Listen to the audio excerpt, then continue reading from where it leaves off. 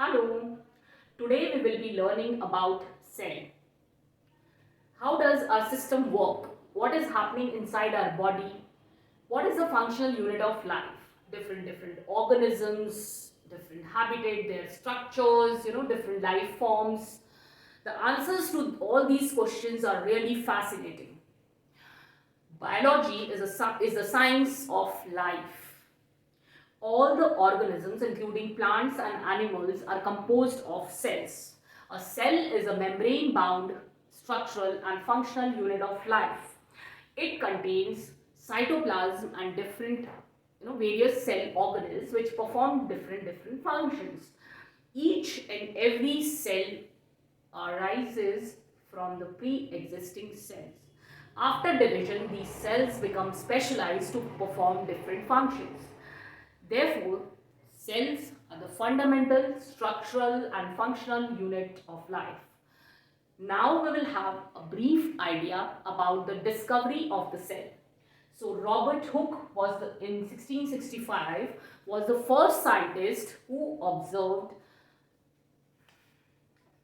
cells in a thin slice of cork which resembled honeycomb with the help of a primitive microscope. Antoine von Leeuwenhoek in 1674 was the first scientist who observed free living cells in a freshwater pond. Robert Brown in 1831 discovered nucleus.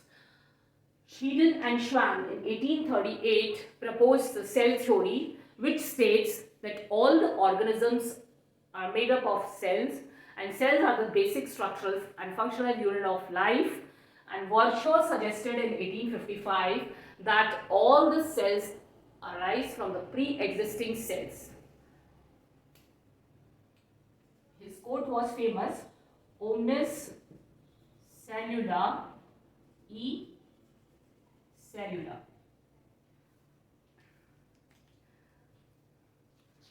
Now, cell is a Latin word which means little room.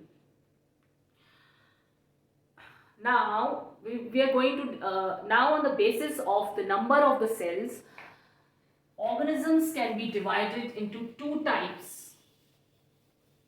That is, one is unicellular, that is having single cell,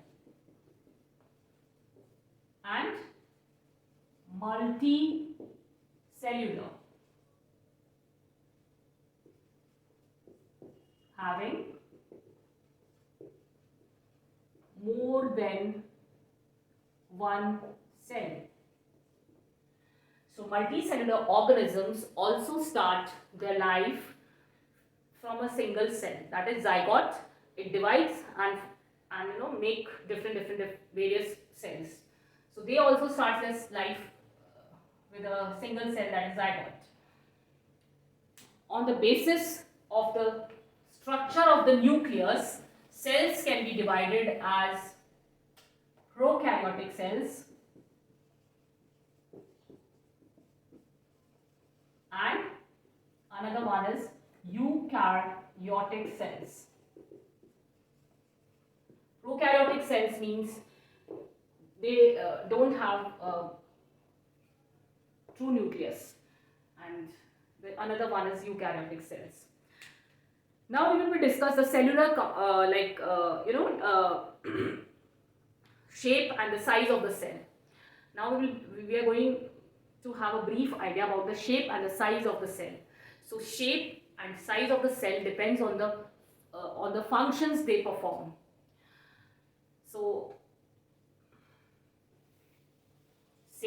cells have fixed shape. Most of the cells have fixed shape.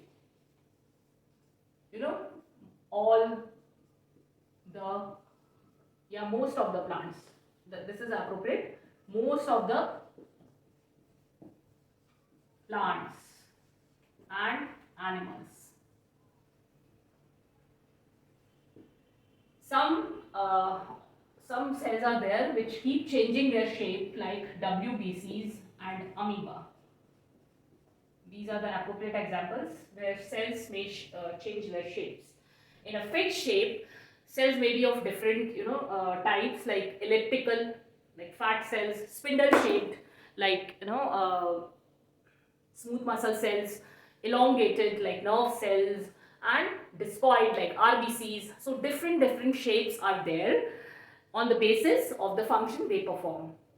Size also varies, like mycoplasma, smallest cells like mycoplasma to ovum cell of ostrich, that is 18 centimeter long. So yeah. Now, is all the cells are similar inside structure, like plant cells or animal cells, they have difference, or are they similar? Plant cells and animal cells also differ a lot. So plant cells, what are the basic differences?